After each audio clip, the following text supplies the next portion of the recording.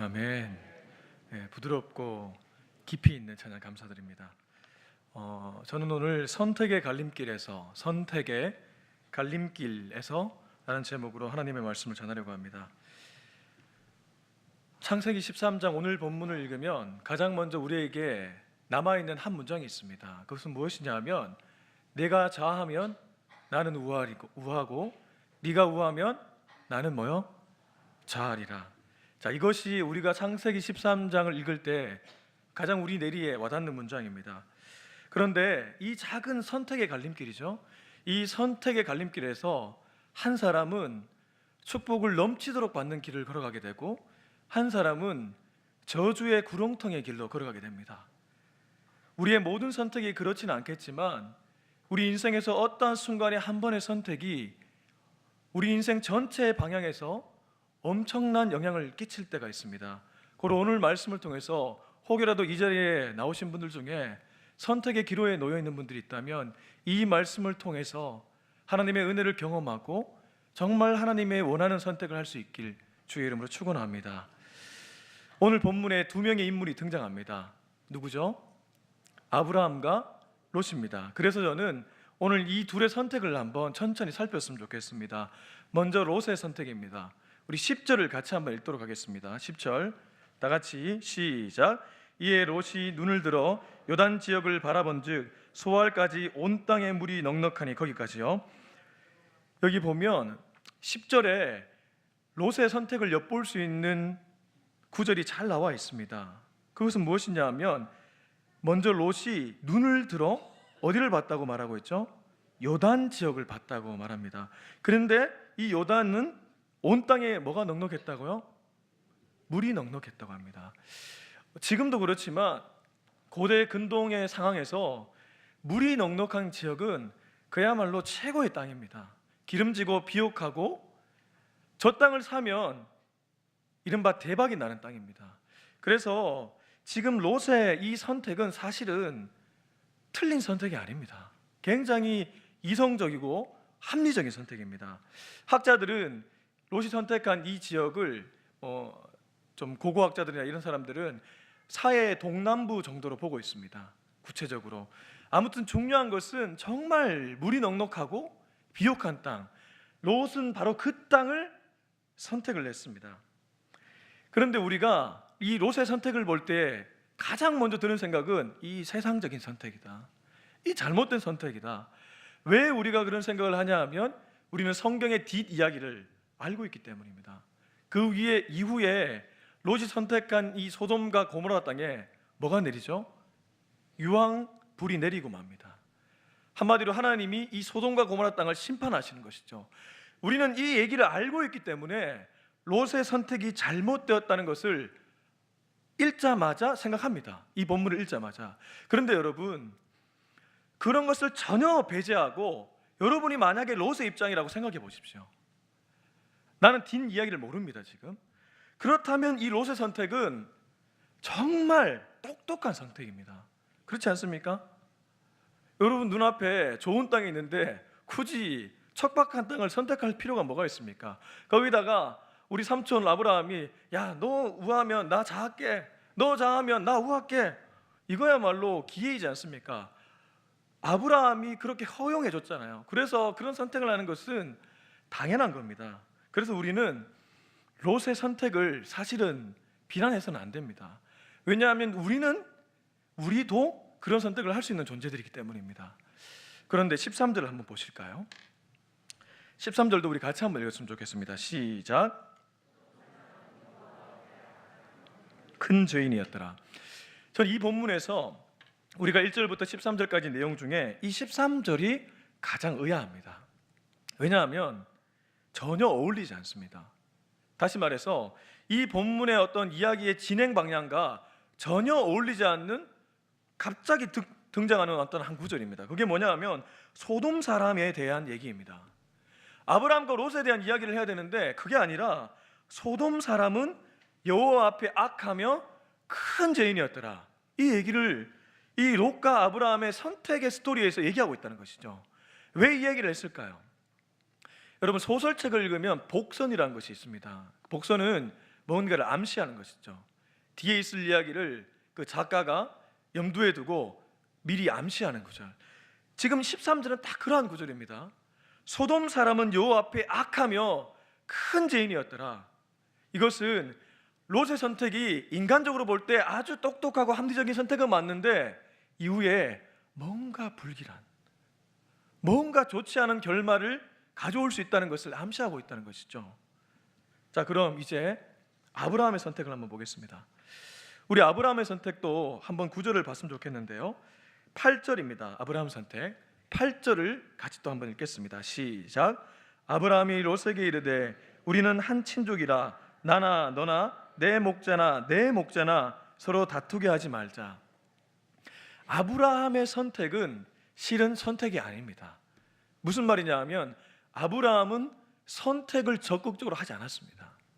아브라함은 오히려 그것이 아니라 이 선택을 하는 배경이 있었습니다. 아브라함은 이 아브라함과 롯과 아내와 여러 식솔들이 애굽에 갔습니다. 자기가 거주했던 지역에 기근이 와서 애굽에 가서 좀 살아보고자. 애굽에 가서 아브라함이 뭘 했냐면 이 얍삽한 아브라함이, 이때만 해도 아브라함이 얍삽했던 것 같아요. 자기 아내를 보니까 미인이잖아요. 이 아내 사라가 너무 미인이니까 저 애굽 가면 우리 와이프를 저 왕이 좋아하겠다. 그래서 여보, 당신을 나를 누나로 부르게, 이러면서 아브라함이 애굽 가서 뭐라고 불렀습니까? 자기 와이프를 누이라고 불렀습니다. 그렇게 해서 그는 그 어떠한 문제에서 모면하고, 다행히도 하나님이 이 애굽 땅에 아주 저주를 내리셔가지고 바로 왕이 움찔하면서 야, 안 되겠다, 너 데리고 가라, 너 그리고 왜 나한테 거짓말을 했냐, 그러면서 데리고 나왔는데, 이때 아브라함이 하나님이 엄청난 축복을 주셨습니다. 가축도 많고요, 자기가 가진 은금도 많고요. 그런데 그 아브라함이 축복을 받으니까 옆에 있는 롯까지 같이 축복을 받는 것 같아요. 롯도 엄청난 축복을 누리게 된 거예요. 근데 이 롯의 가축을 치는 목자와 아브라함의 가축을 치는 목자가 싸우게 된 겁니다. 네가 잘났니 내가 잘났니 막 서로 싸우는 거예요. 이걸 보다 못한 아브라함이 어떻게 말을 하죠? 오늘 8절이죠. 우리는 한 친족이다, 우리는 한 형제지 않니? 나나 너나 내 목자나 네 목자나 다투게 하지 말자. 그러면서 아브라함이 했던 얘기가 네가 자하면 나는 우하고 네가 우하면 나는 자하겠다. 이러면서 아브라함이 선택의 권리를 자기 조카인 롯에게 먼저 줬던 것입니다. 그래서 이 아브라함의 선택은 선택이 아닙니다. 상황을 해결하기 위한 어떤 방법에서 나온 것입니다. 그런데 우리는 결과를 너무나 잘 알고 있지 않습니까? 아브라함은 그냥 우회했는데, 그냥 좌회했는데 하나님이 엄청난 축복을 줘서 그야말로 대단한 명문감을 누리게 되지만 롯은 아주 그 멸망의 길로 가게 된다는 것이죠. 그래서 이 본문을 우리가 가끔 문자 그대로 적용하려고 하는 그런 생각이 들 때가 있습니다. 무슨 말이냐 하면 그리스도인은 마치 모든 선택에서 아브라함처럼 양보해야 되냐, 되도록 우리는 양보해야 되냐, 그래 내가 그래도 그리스도인이니까 그래 내가 참아야지, 우리가 그런 생각이 든다는 것이죠. 그러나 여러분, 이 본문을 그렇게 적용해서는 안 됩니다. 왜냐하면 여러분 살아가면서 이때까지 다 양보하셨습니까? 당연히 아멘이 안 나오시죠. 왜냐하면 저도 그렇지 못했거든요. 여러분, 우리가 삶의 선택의 순간순간마다 양보하기가 그렇게 쉽지 않습니다. 모든 선택에서 그리스도인이 양보한다? 그거는 이상적인 이야기입니다. 현실에서 도저히 일어날 수 없는 이야기입니다. 그러면 우리가 이 본문이 우리에게 주는 메시지는 무엇이냐? 이 본문을 통해서 우리가 깨달아야 할 교훈은 무엇이냐? 제가 그것을 고민하다가 14절에서, 오늘 본문이 아니고 14절에서 그 답을 찾았습니다. 우리 14절 같이 한번 읽도록 하겠습니다. 14절 시작. 너는 눈을 들어 너 있는 곳에서 북쪽과 남쪽 그리고 동쪽과 서쪽을 바라보라. 여러분, 오늘 본문 13장 1절부터 13절까지는 하나님이 적극적으로 개입하지 않으십니다. 무슨 말이냐면 하나님이 아브라함에게 무슨 말을 한다? 하나님이 롯에게 무슨 말을 한다? 그런 게 전혀 나와 있지 않습니다. 그런데 요 선택의 스토리가 딱 끝난 직후 14절을 한번 보십시오. 롯이 아브라함을, 저는 이것을 떠난 직후라고 봅니다. 그렇게 봐도 무방할 것 같아요. 롯이 아브라함을 떠난 직후에 여호와께서 아브라함을 찾아갑니다. 처음에 이것이 너무 이해가 안 됐어요. 차라리 롯이 선택하기 전에 하나님이 찾아가셔서 야야야야 그거 안 돼, 너 그거 선택하면 큰일 난다, 이렇게 해줘야 되는데 그게 아니고 롯은 이미 선택을 했고 자기 모든 걸 데리고 갔어요. 근데 그리고 나서 아브라함은 남았습니다. 남은 아브라함에게 롯이 아브라함을 떠난 직후에 여호와께서 아브라함에게 이르시되 이제 너는 눈을 들으라. 그러면 이 본문이, 이 구절이 우리에게 말하고자 하는 바는 무엇인가? 여러분 10절을 아까 읽었는데 10절을 다시 한번 눈으로 따라오십시오. 롯도 눈을 들었습니다. 이에 롯이 눈을 들어 14절 아브라함에게 이르시되 너는 눈을 들어. 이 둘의 차이가 무엇입니까? 한 명은 자기의 눈을 들고 땅을 봤습니다. 한 명은 자기의 눈을 들지 않았습니다. 이게 무슨 말이냐면 아브라함이 눈이 없었다는 것이 아니라 여기에 눈은 영적인 눈입니다. 하나님이 띄워주신 눈이라는 것입니다. 하나님이 주신 신령한 눈으로 봤다는 것입니다. 이게 엄청난 차이입니다. 롯도 자기 눈을 가지고 봤습니다. 그런데 롯이 선택한 이 요단 온 지역은 하나님이 없는 길인 것입니다. 그런데 아브라함이 남아있는 이 지역은 눈을 들어보니까 하나님이 있는 것입니다. 사랑하는 성도 여러분, 우리가 선택의 기로에 있을 때 무엇을 우리의 가늠자로 여겨야 됩니까? 그곳에 하나님이 있는지 없는지를 봐야 됩니다. 여러분 기름진 땅을 선택해도 됩니다.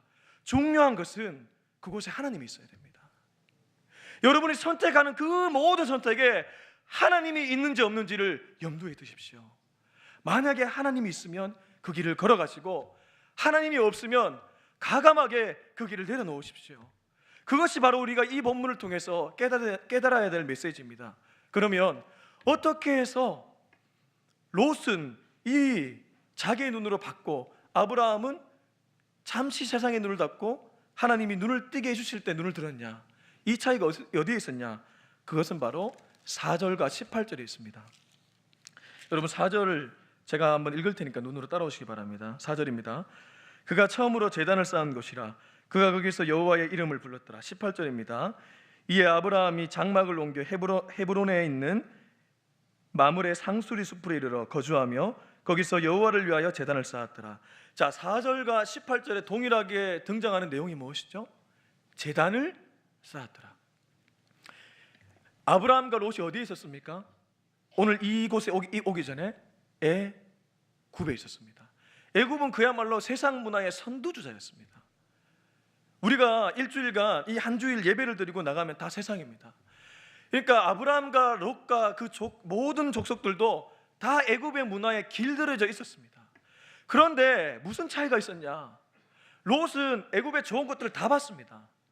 애굽의 문화도 봤고요, 애굽의 음악도 봤고요, 애굽의 미술도 봤고, 그러니까 요단 온 지역이 눈에 들어오죠. 애굽의 문화에 익숙해져 있으니까. 아브라함도 익숙해져 있었습니다. 그러면 차이가 무엇이냐?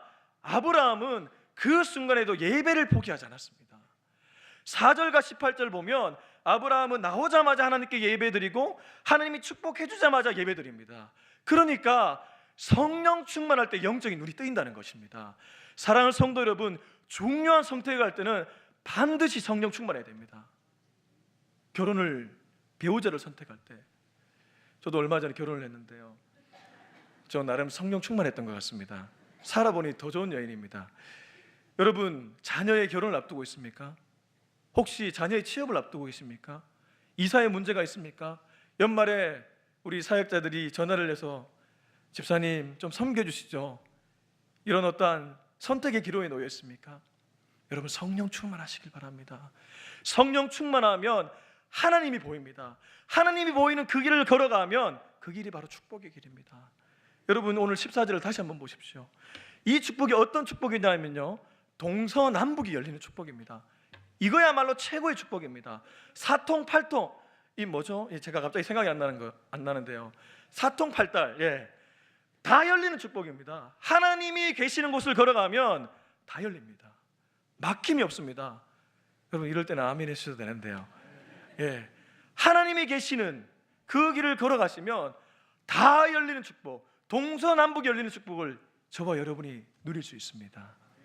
말씀을 맺으면서 제가 너무나 좋아하는 한 사내 이야기를 좀 할까 합니다. 150년 전에 살았던 사나이입니다. 이 사람이 중국에 살았습니다. 약간 20대 중반의 나이에 중국에 있었습니다. 사랑하는 아내와 어찌됐든 중국 복음 선교를 위해서 열심을 다했습니다. 그런데 어느 날 아내가 시름시름 앓더니 하나님이 먼저 부르셔서 천국에 가버렸습니다. 이 사나이는 이제 선택의 기로에 놓였습니다. 불과 자기 나이 27, 와이프는 떠났고 어떻게 해야 되냐, 어떻게 해야 되냐. 본국에서는 돌아와라, 중국 선교 그만큼 했으면 됐다, 이제 그만 돌아와라. 그래서 이 사나이가 돌아갈까 남아있을까, 그 선택의 기로에서 어떤 선택을 했냐 하면, 그래, 저 누구 얘기를 들어보니까 저 조선의 척박한 땅에 있다더라. 내가 마지막 남은 이 인생, 와이프도 세상 떠났는데 조선 땅을 가야 되겠다. 그러다가 이 사람이 제너럴 셔먼호라는 미국 상선이 한국에 들어간다는 이야기를 듣게 됩니다. 그래서 그 배를 탑니다. 오랜 기간 항해를 하다가 드디어 배가 정박했습니다. 자, 이제 내가 갖고 있는 이 예수 그리스도의 피 묻은 복음을 전해야지. 그러면서 땅에 딱 디뎠는데 이게 어찌된 일일까요? 총칼을 든 이 병사들이, 조선의 병사들이 나와 있는 겁니다. 이 사람이 그 자리에서 목베임을 당하고 참수형으로 죽고 맙니다. 그의 이름이 저와 여러분이 잘 알고 있는 토마스입니다. 토마스 선교사는 그렇게 피를 흘리며 조선 땅에 피를 흘리며 죽었습니다. 그런데 그는 그 제너럴 셔먼호에 이 성경책을 엄청나게 많이 싣고 왔습니다. 그리고 자기를 죽인 사람에게도 성경책을 전했다는 그 설이 지금까지 내려오고 있습니다. 여러분, 토마스 선교사가 잘못된 선택을 했습니까? 토마스 선교사가 어리석은 선택을 했습니까? 그렇지 않습니다. 그 사람은 신령한 눈으로 하나님이 보이는 그 길을 걸어갔습니다. 그런데 그 길이 얼뜻 보기에는 축복이 아니었습니다. 바로 죽어버렸습니다. 그 사람 27살 나이에 죽었습니다. 여러분, 정말 꽃다운 나이에 토마스 선교사는 죽었습니다. 그런데 여기 있는 우리 모두 중에 누가 토마스 선교사를 향해서 잘못된 인생 살았노라 돌을 던지겠습니까? 전부 다 박수치면서 멋있다고 칭찬하지 않습니까? 사랑하는 성도 여러분, 오늘 이 예배를 드리고 나갈 때에는 이제 정말 우리는 하나님이 계시는 길, 성령 충만한 눈으로 하나님이 계시는 길을 향해 달려나갈 수 있는 저와 여러분이 될 수 있길 주의 이름으로 축원합니다. 기도하겠습니다. 하나님 아버지,